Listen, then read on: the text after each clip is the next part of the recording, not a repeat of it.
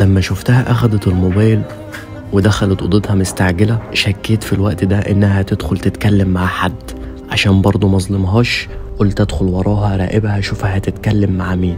ولما دخلت وراها سمعتها بتتفق مع دكتورة وبتقول لها أنا هديكوا كل الفلوس اللي انت محتاجاها، بس هتقول إن الجنين اللي في بطني يبقى ابن مصطفى. قلت لازم أروح للدكتورة وأتأكد إن الكلام ده حقيقي.